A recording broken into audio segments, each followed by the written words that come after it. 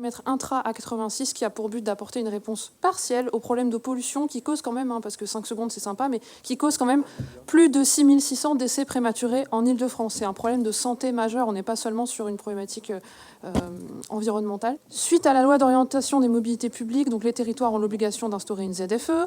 En Ile-de-France, c'est la métropole qui a la compétence en matière de qualité de l'air. Et donc Nanterre avait déjà signé un arrêté en septembre 2019 pour restreindre la circulation des critères 5 et assimilés. Et donc là, il s'agit, en fait, dans le calendrier qui nous est dicté par la métropole, sur lequel on n'a pas vraiment le choix, de viser un nouvel arrêté qui sera promulgué normalement en juin 2021 sur les critères 4 cette fois-ci. Donc la convention qu'on se propose, donc là je ne vous propose pas de délibérer sur cet arrêté, mais sur une convention que nous signerons avec la métropole qui nous met à disposition gratuitement des moyens humains et matériels pour mener à bien une consultation à l'échelle de la commune, consultation qui est obligatoire dans le cadre d'un futur arrêté de restriction de circulation. Voilà, donc dans le cadre de cette zone à faible émission, nous allons poser des panneaux en coordination avec l'ensemble des villes de Paris-Ouest La Défense pour délimiter donc le périmètre de cette zone à faible émission et pour que les utilisateurs soient informés et donc soient verbalisables. Je finis par vous dire quand même qu'à Nanterre, cette démarche, elle sera accompagnée d'un dispositif qui associera les directions de la santé, de l'environnement, de l'infrastructure et de l'action sociale afin d'évaluer l'impact socio-économique de la mise en place de cette ZFE qui concerne plusieurs milliers de véhicules à Nanterre. L'un des objectifs de ce travail sera d'identifier les publics touchés et de leur fournir des solutions qu'elle consiste à flécher les dispositifs de subvention existants pour les publics qui ont besoin de l'usage de la voiture ou à explorer des nouvelles formes de mobilité. Merci beaucoup. Merci Servan pour ces explications détaillées. La mise en place de cette ZFE s'inscrit dans un mouvement de prise de conscience de l'urgence de traiter le problème de la pollution de l'air. C'est un vrai sujet de santé publique causant la mort de 48 000 personnes par an en France. Il faut garder à l'esprit que la mise en place de cette ZFE est le fruit d'un travail de consensus qui n'a pas été simple entre les différentes villes de la métropole. Malheureusement, on peut regretter que cette ZFE ne prenne en compte que le renouvellement de véhicules anciens par des véhicules plus récents. Il est pourtant primordial pour faire baisser durablement la pollution de l'air de pacifier l'espace public, d'encourager l'usage du vélo et de développer les intermodalités en s'appuyant sur les transports en commun. Il ne faut pas reproduire l'erreur souvent commise de ne traiter qu'un bout du problème. Ainsi, se limiter au renouvellement du parc automobile préserve malheureusement davantage le dynamisme de l'industrie automobile que notre planète. En effet, la construction d'un véhicule est extrêmement génératrice d'émissions de CO2, de l'ordre de 20 tonnes émises. Accélérer le renouvellement du parc automobile a donc un impact négatif non négligeable sur les émissions de gaz à effet de serre. De plus, l'impact sur la qualité de l'air risque d'être moins important que prévu.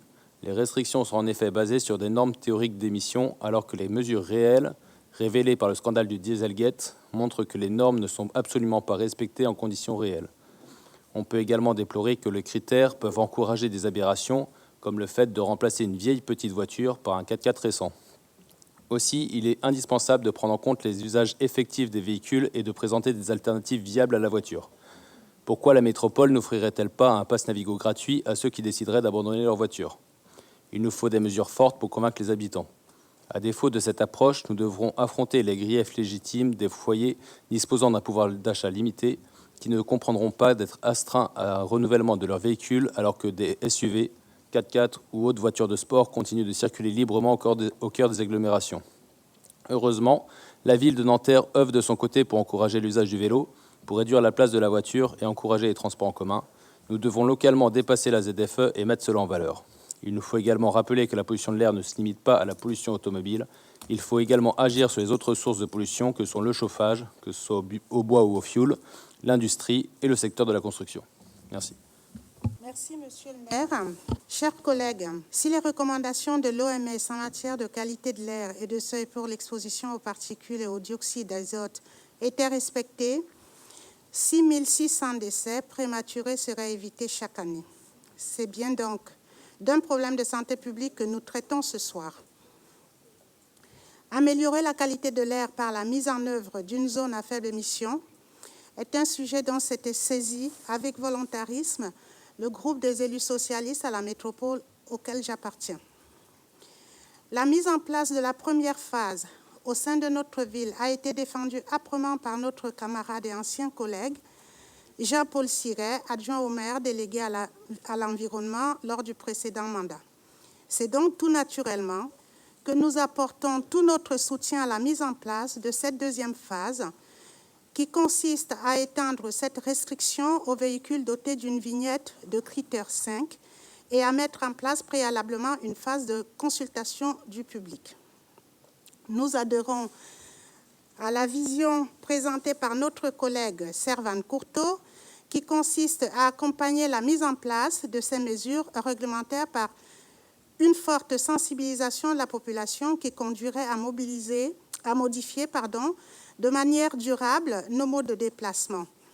Voyez-vous, il n'est donc pas ici question d'opposer la voiture aux mobilités douces. Les actions menées dans notre ville pour inciter nos concitoyens à recourir à des mobilités actives contribuent fortement à encourager les mobilités alternatives et notamment la pratique du vélo pour aller travailler nécessite l'implication de toutes les villes du pôle et plus largement de notre département. Réduire l'utilisation des véhicules exige des transports collectifs plus fiables, plus sécurs, moins onéreux et une amélioration des dessertes de l'ensemble du territoire métropolitain, comme le réclament les élus de gauche au sein du Conseil régional. Enfin, la pleine réussite de cette mise en œuvre s'accompagne des mesures d'aide permettant à les ménages les plus modestes d'opter pour l'achat d'un véhicule plus récent ou d'un véhicule non motorisé. C'est dans ce sens que les élus métropolitains ont voté un vœu demandant à l'État la possibilité d'augmenter l'aide à l'achat de véhicules critère 1 et la possibilité d'obtenir un crédit à taux zéro pour le reste à charge. Nous avons également réclamé la possibilité de cumuler l'ensemble des aides existantes, celles octroyées par l'État et celles qui sont attribuées au sein des différentes collectivités territoriales, notamment le département et la région. Merci. Je propose de passer au vote.